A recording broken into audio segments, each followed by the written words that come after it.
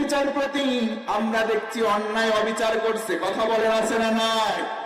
এই বিচারকদের দুনিয়ায় বিচার হয়তো হবে না, কিন্তু আল্লাহ ছেড়েও দেবে না, কথা বলেন ঠিক কিনা? একটা বিচারক দেখছি ভাই এমন বিচার করে করে কোরআনের পাখির বিরুদ্ধে তোহমত দিয়েছিল মাইনকা, কথা বলেন ঠিক কিনা? দেখছেন না ভাই, সম্মান হারায়া পরের দিনে উলঙ্গ হয়েছে। এমন করা করছে আল্লাহ বিসি পর্যন্ত ফাটছে, কথা বলেন ঠিক কিনা? আল্লাহ যদি ধরেন, একবার ধরেন, আব্বা বলে ডাকবে, টাইম দেবে না, কথা বলেন ঠিক কিনা? এই জন্য মুসলমান আসেন কোরআনের ছায়াতলে, কোরআনের ছায়াতলে আসলে রহমত আর বরকত। রহমত আর বরকত কেমন করে হয়? কারণ এই কোরআন বুশরা, বুশরা হচ্ছে 10টা।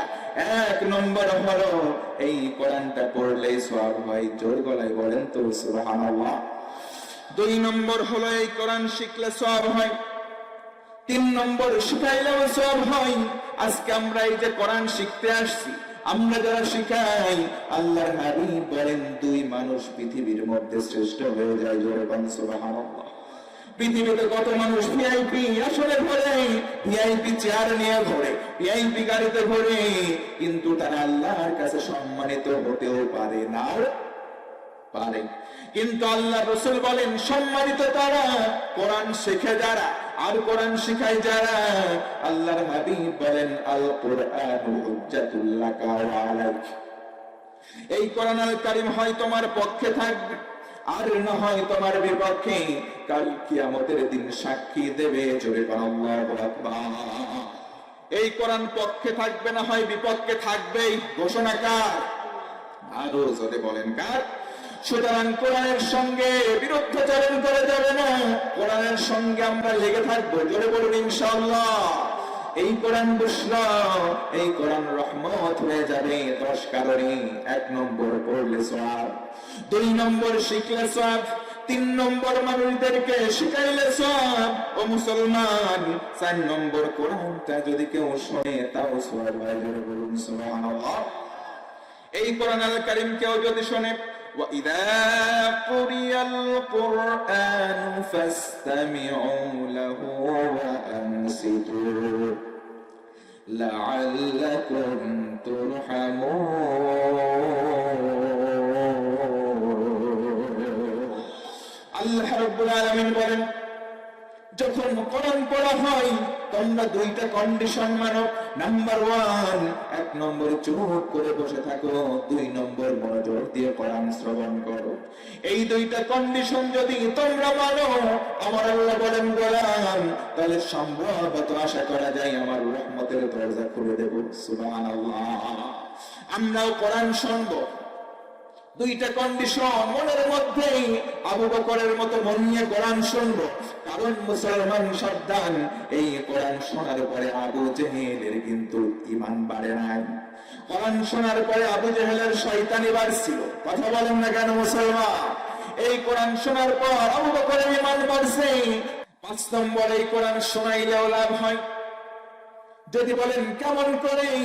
আল্লাহ রাব্বুল আলামিন এমন ভাবে কোরআনটা দিলেন, এই কোরআন যেই ব্যক্তি বলবেন আর যারা কোরআনটা মনোযোগ দিয়ে শুনবে, আমি যদি একটা হরফ পড়ি 10টা নাকি, যারা শুনবে তারাও যদি মনোযোগ দিয়ে কোরআন শোনে, শোনার বিনিময়েও সমান নাকি, আল্লাহু আকবার। এই জন্য যুবক ভাই তোমাকে বলছি, যুবতী বোন তোমাকে বলছি, কোরআন শুনবা, গান শোনা যাবে? এ জোরে বলেন যাবে? আজকে আমার দেশের যুবকরা কানের মধ্যে এই যে তার বুঝে নেই, আর হিতাহিত জ্ঞান থাকে না।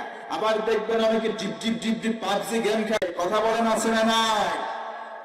এইগুলোর সঙ্গে সম্পর্ক নয়, কানের সঙ্গে যদি সম্পর্ক হয়, দুনিয়ার সঙ্গে সম্পর্ক নয়। আমার বোন তোমাকে বলছি, চ্যাটিং পুরুষের সঙ্গে করা যাবে? চ্যাটিং করতে হবে কার সঙ্গে? আরো জোরে বলেন।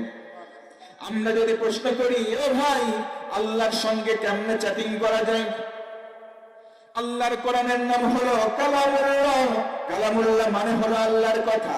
আল্লাহর কথা কোরআন। কোরআন পড়ো, কোরআন শোনো, কোরআন শুনলে কার কথা শোনা হয়? সুতরাং তোমরা বয়ফ্রেন্ডের কথা শুনবে না। ও যুবক, গার্লফ্রেন্ডের সঙ্গে চ্যাটিং নয়, চ্যাটিং করবো আমরা কার সঙ্গে? আল্লাহ বলেন, ও গোলাম, যদি হিদায়াত পেতে চাও, বুশরা পেতে চাও, আর রহমত পেতে চাও, শোনো, কোরআনটা বেশি বেশি পড়ো আর কোরআন শোনো। ধরে বলুন সুবহানাল্লাহ। 6 নম্বরে কোরআনটা ধরলেই সওয়াব হয়। কোরআনটা 10 কারণে হেদায়েত, কোরআনটা 10 কারণে শুভ সংবাদ।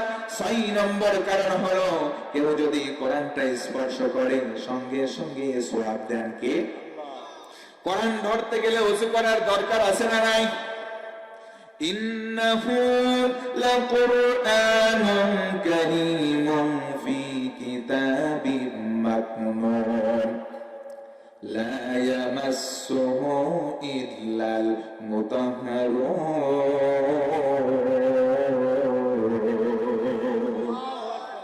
আল্লাহ বলেন, সম্মানিত কোরআন কেন দিলাম? এটার সম্মান মর্যাদা আমি আল্লাহ দিলাম। এটার অপবিত্র কেউ ধরে না। কোরআন পড়তে গেলে ধরতে হয়, ধরতে গেলে ওযু করতে হয়। আল্লাহর রাসূল বলেন, কেউ যদি ওযু করে, ওযুর সঙ্গে হাতের, এই মুখের, এই মাথার, এই পায়ের সকল সগীরা গুনাহ ওযুর পানির সঙ্গে সাফ হয়। জোর গলায় বলেন একবার সুবহানাল্লাহ। কোরআন ধরতে গেলে ওযু করতে হয়, ওযু করলে গুনাহ সাফ হয়ে যায়। তার মানে ভাই, এই কোরআনের 6 নম্বর আশ্চর্য হলো, 6 নম্বর শুভ সংবাদ হলো, এই কোরআন যদি কেউ ধরে, ধরার সঙ্গে সঙ্গে তার সগীরা গুনাহগুলো সাফ হয়ে যায়। 7 নম্বর হলো, এই কোরআন দেখলেই সওয়াব হয়। মুসলমান গভীর মনোযোগ, শেষের দিকে চলে আসছে। 7 নম্বর, কোরআন দেখলে সওয়াব হয়। পৃথিবীতে আল্লাহর রাসূল বলেন, 3টা এমন জিনিস আছে, 3টা জিনিসের দিকে তাকালেই সওয়াব হয়। সুবহানাল্লাহ। আন-নাযারু ইলাল কাবা হিয়া হাসানা, কেউ যদি কাবার দিকে তাকায়, আল্লাহর হাবিব বলেন, হজ্জ মাবরুর যদি হয়ে যায়, ওই ব্যক্তিকে আল্লাহ পাক মাসুম বানায়া দেন। জোরে বলুন সুবহানাল্লাহ। তার মানে কাবার দিকে তাকালেই সওয়াব হয়। জীবনে একটা বার আল্লাহ পাক যেন হজ করার তৌফিক আমাদের সবাইকেই দান করেন, পড়ি আমিন। 2 নম্বর হলো, আন-নাযারু ইলা ওয়াজহিল ওয়ালিদাইন, আল্লাহর রাসূল বলেন, কেউ যদি বাপ মার চেহারায় নেক নজরে একটা বার তাকায়, আল্লাহর রাসূল বলেন একটা কবুল হজের সওয়াব দেওয়া হয়। একজন সাহাবী শুনলেন, আরজ করলেন, ইয়া রাসূলুল্লাহ, আমার বাপ মা এখনো জীবিত, আমি যদি দৈনিক অগণবী 10 বার, 20 বার, 30 বার কিংবা 100 বার আমার বাপ মায়ের চেহারার দিকে তাকাই, আল্লাহর নবীজি মুস্কি হাসলেন, ডেকে বলেন, প্রাণের সাহাবী, আল্লাহর রহমতের ভান্ডারে কমতি নাই, 100টা কবুল হজের সওয়াব পাবা। আরো জোরে বলেন সুবহানাল্লাহ। তার মানে বোঝা গেল, বাপ মা এমন মা, যেই মায়ের চেহারার দিকে তাকালেই হজের সওয়াব হয়। জোরে আরেকবার সুবহানাল্লাহ। এই বাপ মা অনেকের জিন্দেগিতে বেঁচে আছে, অনেকের নাই। আল্লাহর রাসূল বলেন, হুমা জান্নাতুকা ওয়া নারুক, বাপ মা তোমার জান্নাত না হয়, বাপ মা তোমার জাহান্নাম। আল্লাহর হাবিব অন্য জায়গায় বলেন, আল জান্নাহ তাহতা আকদামিল উম্মাহাত, মায়েদের পায়ের নিচে রয়েছে সন্তানের জান্নাত। সুবহানাল্লাহ। মায়ের সঙ্গে খারাপ আচরণ করা যাবে না, বাবার সঙ্গে খারাপ আচরণ করা যাবে না। অনেক কুলাঙ্গার সন্তান আছে, এইগুলার সন্তান বলবো না শয়তান। এইগুলা বাপ মার কথা ঠিক মতো শোনে না, বাপ মারে খাইতেও দেয় না। বউয়ের কথা শুনে বাপ মার সঙ্গে আলাদা হয়ে যায়। ঠিক মতো শীতের রাত, বাপ মায়ের কম্বল নাই, অথচ সন্তান বউ নিয়ে সন্তান দিব্যি ভালো আছে। কথা বলেন আছে না নাই? গোটা বাংলার জমিনটাও যদি আপনার মালিকানার হয়ে যায়, আপনি যদি গোটা দেশের মালিক হয়ে যান, বাপ মারে যদি সেবা না করেন, ভাই, আল্লাহ রাসূল বলেছেন তার মতো কুলাঙ্গার আর একটাও নাই। কথা বলেন ঠিক কিনা? পৃথিবীতে 3টা জিনিসের দিকে তাকালেই সওয়াব হয়। তার মধ্যে 2 নম্বর বাপ মা।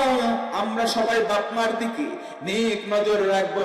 বাপ মার সঙ্গে যত খেদমত আছে আমরা আদায় করে চলার চেষ্টা করবো ইনশাআল্লাহ। 3 নম্বর হলো আন-নাযারু ইলাল মাসাহিফ, আবিল কোরআন আল কারীম, কেউ যদি কোরআনে কারীমের পৃষ্ঠার দিকে তাকায়া থাকে, শুধুমাত্র কোরআনের দিকে তাকায়া থাকে, পড়ে নাই। অনেক মুরব্বী বাবাজি আছে কোরআন পড়তে পারেন না, তাদের জন্য বলি আপনার কোরআন পড়ার দরকার নাই, সুন্দর করে ওযু করেন, কোরআনটা হাতে নেন, হাতে নিয়ে বসেন, বসার পরে কোরআনটা করেন, বাংলায় বলেন এই তো আমার আল্লাহর কথা, এইগুলা আমার আল্লাহর কথা, জোরে বলেন সুবহানাল্লাহ। এইগুলা আল্লাহর কথা, এইগুলা আল্লাহর কথা। আপনি কোরআনটা হাতে করলেন, কোরআনের দিকে তাকিয়ে থাকলেন, রাসূল আমার বলেন যতক্ষণ কোরআনের পৃষ্ঠায় তাকিয়ে থাকবেন ততক্ষণ রহমতের ফেরেশতারা আপনার গুনাহ মাফের জন্য আল্লাহর কাছে দোয়া করবে। এই জন্য কোরআনটা হলো বুশরা, কোরআনটা রহমত। কেমন বুশরা? 10টা বুশরা। নাম্বার 7, আল্লাহ রাসূল বলেন শোনো, কোরআনের দিকে তাকালেই সওয়াব হয়। নাম্বার 8 হলো কোরআন মানলে সওয়াব হয়। কোরআনটা কেমন বুশরা? কোরআনটা মানলে সওয়াব। ও মুসলমান, কোরআন মানার দরকার জোরে বলেন তো আছে না নাই? আল্লাহ রাব্বুল আলামিন বলেন ফাসআলু আহলাদ যিকরি ইন কুনতুম লা তা'লামুন।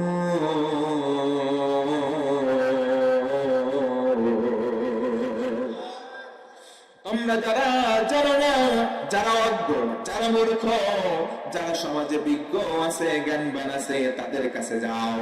কোরআনের জ্ঞান যাদের কাছে আছে তাদের কাছে যাও, জিজ্ঞেস করো অজানা বিষয়, জিজ্ঞেস করার পর তোমরা জেনে নাও। ঘোষণা দিচ্ছেন কে? তার মানে আমরা যদি বলি জানি না হুজুর, মানব না, সুযোগ নাই। আল্লাহ বললেন জানো নাকি? যদি না জানো অজানা বিষয়, যারা সমাজের মধ্যে জ্ঞানী আছে তাদের কাছে জিজ্ঞাসা করো। তার মানে জানাও ফরজ, মানাও ফরজ। কথা বলেন ঠিক না? আপনি জানবেন না, সুযোগ নাই, কারণ ইসলামের প্রথম বাণী পড়ো। হে রাসূল পড়েন ইকরা বিসমি রাব্বিকাল্লাযী খালাক, ওই স্রষ্টার নামে পড়েন যেই স্রষ্টা সৃষ্টি করেছেন আপনাকে। ও মুসলমান, আমাদের স্রষ্টাকে আল্লাহ বলেন ও গোলাম তোরা পর কিন্তু যেন তোরা পড়া পড়িস না। পৃথিবীতে এমন পড়া আছে যে পড়া পড়ে পড়ে তাসলিমা নসরিন নাস্তিক হয়ে যায়। কথা বলেন ঠিক না? ওই পড়া পড়া যাবে না, যেই পড়া পড়লে আল্লাহ ওই হয়ে যায়, ওই পড়া পড়ব কোরআনের পড়া, কারণ ইনশাআল্লাহ। মুসলমান ভাইরা আমার, কোরআনুল কারীম আল্লাহ দিলেন, বললেন মানলেই লাভ। এই কোরআন আমরা মানব তো ইনশাআল্লাহ। 9 নম্বর হলো এই কোরআন দিয়ে মানুষদেরকে যদি আপনি উপদেশ দেন তাও লাভ হয়, এটা বুশরা। আরেকবার সুবহানাল্লাহ। কোরআনুল কারীম কেউ যদি মানুষদেরকে উপদেশ দেয়, উপদেশের মাধ্যম হিসেবে কোরআনটা নেই।